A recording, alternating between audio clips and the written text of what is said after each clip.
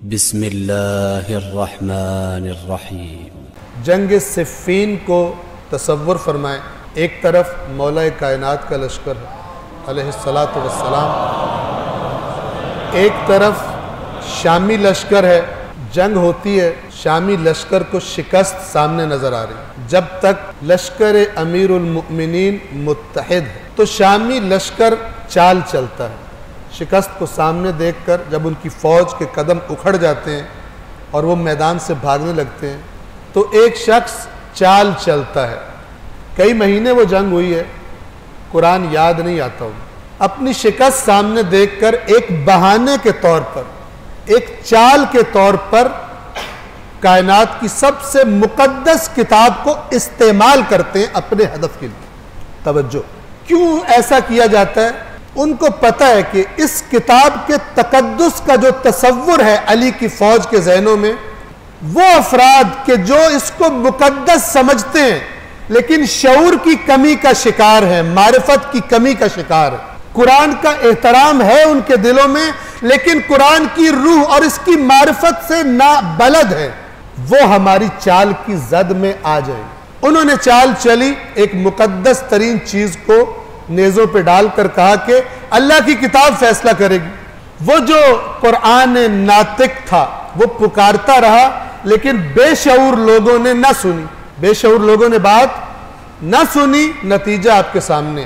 علی کی فوج کو شامی فوج نے تقسیم کر دیا اسی چیز کا نام لے کر کہ جو اسلام کی مقدس ترین کتاب ہے۔ اس بات کو ذہن میں رکھیے گا۔ آج مکتب اہل بیت کو اللہ نے ایک نعمت عطا فرمائی ہے کہ جس نعمت کی طاقت سے دشمن کئی دفعہ منہ کی کھا چکا ہے، ایران میں بھی منہ کی کھا چکا ہے نظام مرجعیت کی وجہ سے برے طریقے سے، اور عراق کے اندر بھی بدترین طریقے سے ایک ضعیف ظاہری طور پر ایک بوڑھے عمر کی شخصیت آیت اللہ سیستانی ان سے بھی منہ کی کھا چکا ہے، جو پہلا کمانڈر تھا عراق کے معاملات کا۔ اس کے خط موجود ہیں CNN وغیرہ پر، اس نے کہا تھا کہ سارے عراقی سیاستدان میں نے کنٹرول کر لی ہیں، یہ جو نجف میں بیٹھا ہوا ہے بزرگ یہ میری بات نہیں مانتا، یہ انکار کر دیتا ہے، جو پلان اس کو پیش کرتا ہوں آیت اللہ سیستانی کو کہتا ہے نہیں مانوں گا۔ اس مرجعیت کی طاقت کا دشمن کو پتہ چل چکا ہے۔ دشمن سمجھے آج کی شامی فوج اور تشیع یعنی آج علی کی فوج یعنی آج کا مکتب اہل بیت تشیع، تو شامی فوج کو جب شکست ہو رہی ہو تو وہ کیا کرنا چاہے گا؟ کسی مقدس چیز کا سہارا لے کر علی کی فوج کو تقسیم کرو، کسی مقدس چیز کا نام لے کر علی کی فوج کو تقسیم کرو۔ انہوں نے قرآن کو استعمال کیا اپنے اس ہدف تک پہنچنے کے لیے، اس مکر کے لیے، اور آج شیعوں کو تقسیم کرنے کے لیے ایک بڑا مقدس ترین لفظ جو ہر شیعہ کے دل کی دھڑکن ہے اس لفظ کا سہارا لیا جا رہا ہے، اور وہ لفظ ہے ولایت۔ شیعہ ولایت پر جان چھڑکتا ہے۔ آج کے شیعہ کو شامی فوج کیا کہہ رہی ہے کہ ہم غیر معصوم کی ولایت کو نہیں مانتے، ہم کسی فقیہ کو، کسی مرجع کو، کسی کی تقلید کرنے کو ہم نہیں مانتے، ہم کسی بھی صورت میں ولی فقیہ کو نہیں مانتے، کسی بھی صورت۔ یہ سہولت کار ہیں حسن رسول اللہ کے، یہ سب جبے اور امامے میں جو لوگ ہیں شیعہ قوم ان سے برات کا اظہار کرتی ہے، لعنت بھیجتی ہے۔ آپ میرے ساتھ ہیں؟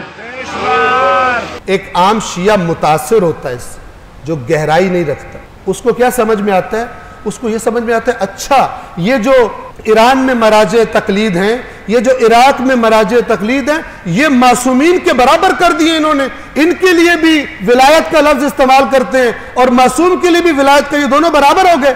زد میں آ جاتے ہیں، معصومین کی محبت میں، ولایت کی محبت میں، اس پروپیگنڈے کی زد میں آ جاتے ہیں، حالانکہ کوئی ایک بھی فقیہ اپنے آپ کو اہل بیت اطہار کی خاک کے پاس سے بھی برتر نہیں سمجھتا۔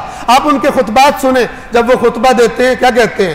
ارواحنا، ہماری روحیں لتراب مقدمہ فدا، ہمارے زمانے کے امام کا جہاں قدم پڑتا ہے وہاں کی مٹی پر ہماری روحیں قربان۔ وہ کہاں سے اہل بیت اطہار کی برابری کا یہ پروپیگنڈا کیا جا رہا ہے؟ آپ کو ایک چھوٹی سی مثال دوں گا، سمجھیے گا۔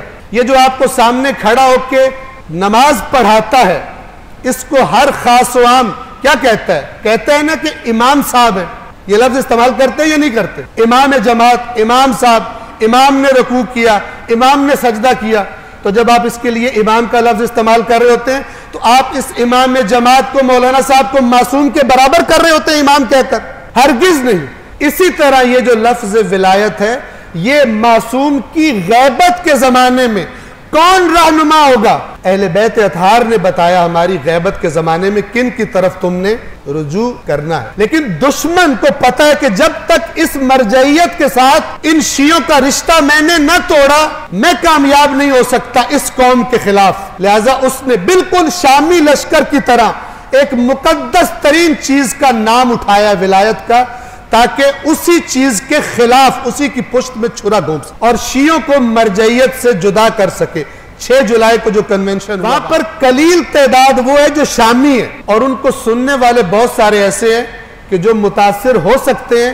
ان تک یہ پیغام پہنچانا جو ہے علی کے، لیکن ابھی اتنے سمجھدار نہیں ہیں، عوامانہ ذہن رکھتے ہیں. میرا اور آپ کا فرض بنتا ہے کہ ایسے افراد کو فرق بتایا جائے کہ امام جماعت کے لیے امام کا لفظ اسے معصوم کے برابر نہیں بناتا، اس نے صرف یہ ذمہ داری ادا کرنی ہے. اسی طرح کسی مرجع تقلید کے لیے اگر ولایت کا لفظ استعمال ہوتا ہے تو قطعاً کسی معصوم کی برابری کے لیے نہیں ہے، بلکہ اسی طرح کا فرق ہے. اللہ کے لیے بھی لفظ کریم آیا ہے، غیر اللہ کے لیے بھی کریم آیا ہے. اللہ کے لیے رحیم آیا ہے، غیر اللہ کے لیے رحیم آیا ہے. اللہ کا کوئی برابر نہیں ہو سکتا. تو میرا بھی آپ کا بھی فرض بنتا ہے کہ اپنی ملت کے محبت اہل بیت سے لبریز جن کے دل ہے لیکن سمجھدار نہیں ہے، ان کو آج کے شامی لشکر کے پروپیگنڈے میں آ کر مرجعیت سے اور رہبریت سے دور ہونے سے اور کٹنے سے بچایا جائے، تاکہ وہی تاریخ تکرار نہ ہو کہ شامی لشکر اپنی چال میں کامیاب ہو جائے اور اہل بیت اطہار کے لشکر ایک دفعہ پھر آپس میں تقسیم ہو جائے.